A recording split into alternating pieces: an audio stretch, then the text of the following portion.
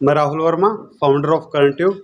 मैं अपना एक कोचिंग सेंटर चलाता हूँ ऑनलाइन, जिसमें जुडिशरी की प्रिपरेशन करवाते हैं, जो सरकारी वकील बनते हैं, जिसका आप पीपी नाम से समझते हो। तो ये पंजाब पुलिस का जो रहा है B1 टेस्ट वाला, जो जिस तरीके से पंजाब पुलिस में देखने को मिला है, उस क्या है उसके बारे में थोड़ा सा। B1 पुलिस सुना होगा आपने, और आईओ भी सुना होगा कि पुलिस स्टेशन में एक आईओ होता है। अब आईओ बनने के लिए एक एग्ज़ाम पास करना पड़ता है, जिसको हम B1 एग्ज़ाम बोलते हैं। बहुत कम लोगों को पता है इस एग्ज़ाम का, खासकर जो पुलिस में है उसको पता होता ही है। तो एक कांस्टेबल जो बंदा बनता है, जो पुलिस बन जाता है, उसको आईओ बनने के लिए एक B1 का एग्ज़ाम देना पड़ता है, और उसकी प्रिपरेशन हम करवाते हैं। जो अभी जैसे सर ने क्वेश्चन पूछा, अभी ये पंजाब पुलिस में ये एग्ज़ाम हुआ था, अभी उसका 8 नवंबर को रिज़ल्ट आया। तो काफ़ी सारे बच्चे हैं, और बहुत सारे बच्चे उसमें अपना एक अच्छा स्थान लेके आए हैं, पास हुए हैं। तो अभी धीरे धीरे चीज़ें बढ़ रही हैं कि ये चीज़ें भी अब आ रही हैं, इन चीज़ों की भी अब कोचिंग वगैरह मिल रही है।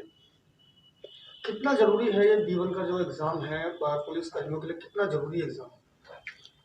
जिसके अंदर जुनून है आईओ बनने का, जिसको सैल्यूट चाहिए, तो उसके लिए ज़रूरी है।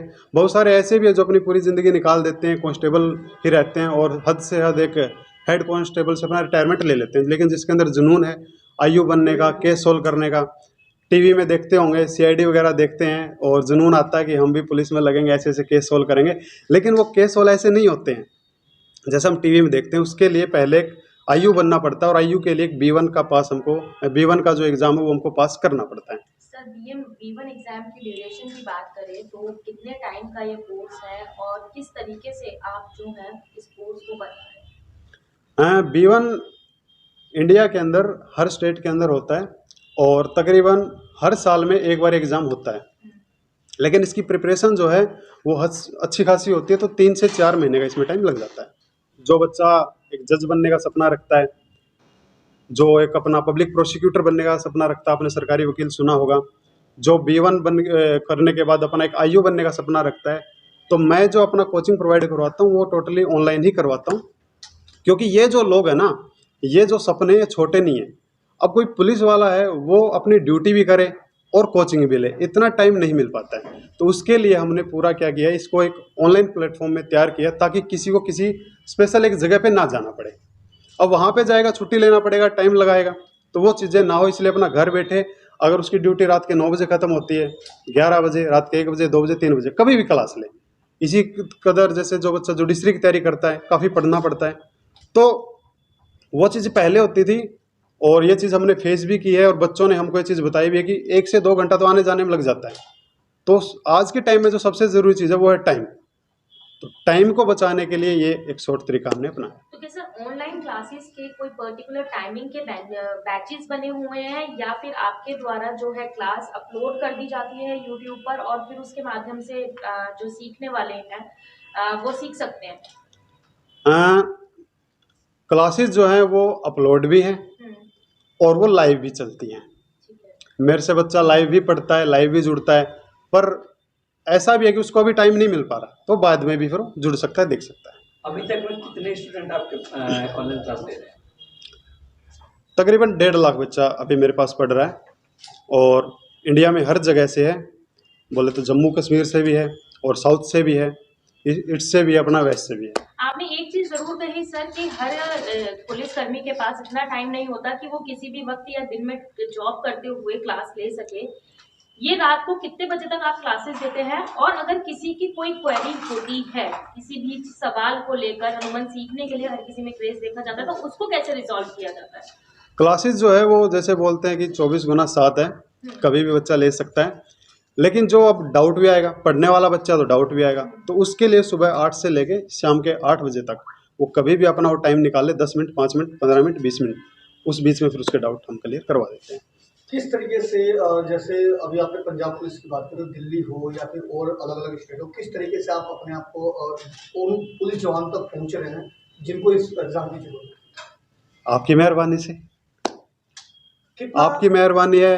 जो बच्चे मेरे पास अभी जुड़ रहे हैं, अब जैसे जो पंजाब पुलिस का बच्चा है, वो अब दिल्ली पुलिस के बच्चों को बता रहा है कि आज तक जो आप लोगों को नहीं मिल पा रहा था, अपने अपने गोल तक पहुंचने के लिए, तो आप एक ऐसे प्लेटफॉर्म पे जाइए, वहाँ पे आपको सारी चीज़ें रेडीमेड तैयार है।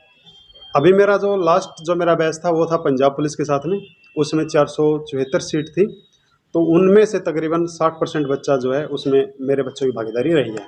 और अभी वो कुछ ही दिनों में वो अब ट्रेनिंग पे दोबारा चले जाएंगे, और फिर दोबारा जाने के बाद फिर आईयू बन जाएंगे, और जैसा आप टीवी में सीआईडी वालों को देखते हो ऐसे फिर वो केस सॉल्व एक करने लग बहुत जाएंगे। अहम सवाल उठता है, जुडिशरी और पुलिस के लोगों को B1 टेस्ट के लिए प्रिपेयर कराना, किस किस तरीके के सवाल उनके निकल के आते हैं, क्योंकि हर अलग अलग तरीके की क्यूरियोसिटी होती है। अगर बात की जाए, आपने खुद ने बोला कि कुछ लोग सीआईडी में जाते हैं, तो कहीं ना कहीं किसी की जिंदगी का फैसला करने के लिए जजेस बैठे हुए हैं, हाँ जी, तो कैसे कैसे सवाल उनके निकल कर आते हैं?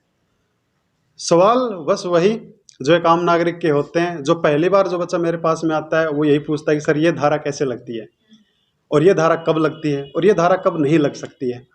तो उन सभी चीज़ों के फिर उसको बताना पड़ता है कि जो रियल लाइफ होता है वो एक अलग चीज़ होती है, और जो प्रैक्टिकल जो हम जो चीज़ कोर्ट में करते हैं वो एक अलग चीज़ होती है। ये पूरा डिजिटल प्लेटफॉर्म आप होता है आपका? हाँ जी। तो पढ़ाने का जो टेक्निक है क्या होता है और किस तरीके से? अ, आपने देखा होगा हर घर में एक बीए पास आपको मिल जाएगा, पर हर घर में एक एडवोकेट आपको देखने को नहीं मिला होगा। और उसमें जो सबसे बड़ा जो डर होता है ना, वो डर होता है कि कानून कानून मुश्किल है नहीं, सिर्फ एक डर ने मुश्किल बना रखा है, और उसका रीज़न है कानून की लैंग्वेज। एक नर्सरी क्लास का बच्चा आप लोगों ने देखा होगा कि मोबाइल चला लेता है, लैपटॉप चला लेता है, हर चीज़ को समझ लेता है आसानी से, पर स्कूल में जाने के बाद सबसे मुश्किल सवाल जो आता है वो आता है लैंग्वेज। घर में सेब बोलते हैं, वहाँ एप्पल सिखाते हैं, तो बहुत मुश्किल चीज़ होती है उसके लिए लैंग्वेज को सीखना। और वही जो मुश्किल चीज़ आती है एक एलएलबी के बच्चे के लिए, जैसे ही वो 12वीं करके अपना एलएलबी में एंट्री करता है तो उसको एक अलग लैंग्वेज मिलती है जिसको हम बेयर एक्ट की लैंग्वेज बोलते हैं। तो वहीं पे वो कंफ्यूज हो जाता है कि जो मैंने आज तक सीखा था वो तो ये लैंग्वेज है ही नहीं, और वो लैंग्वेज उसको मुश्किल बनाती है।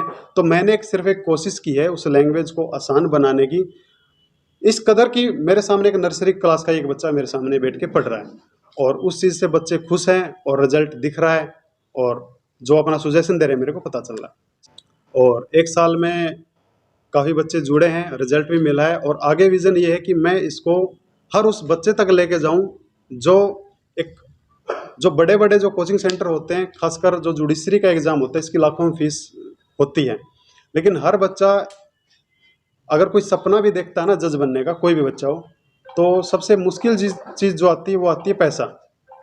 और पैसा आते ही फिर वो अपने सपने को चूर चूर कर देता है। तो मेरा टारगेट यही है कि मैं हर उस बच्चे तक पहुंचूं जो इतनी फीस नहीं दे सकता है।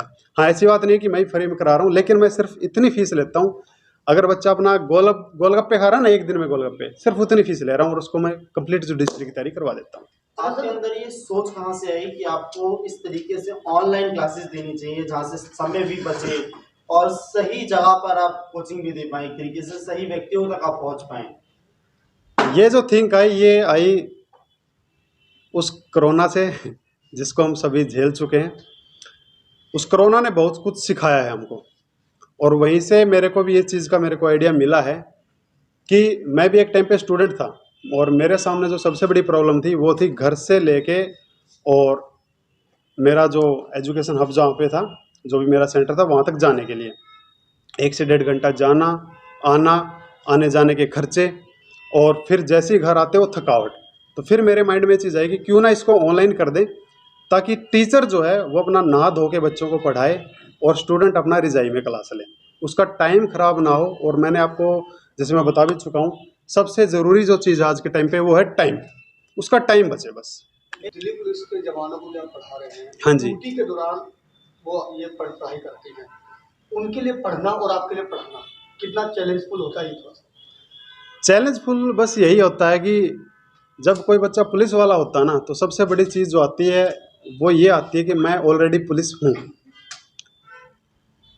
तो वो कोचिंग लेने से या फिर अपना गुरु बनाने से एक बार थोड़ा पीछे हट जाता है, क्योंकि वो एक ऑलरेडी पुलिस वाला है और वो कॉन्फिडेंस उसका कहता है कि नहीं। पर जिसको अपने गोल अचीव करने हैं तो उसको वो चीज़ एक बार प्लेटफॉर्म पे आना पड़ता है, सीखना पड़ता है। ज़िंदगी में सबको सबसे ज़रूरी चीज़ है सीखना।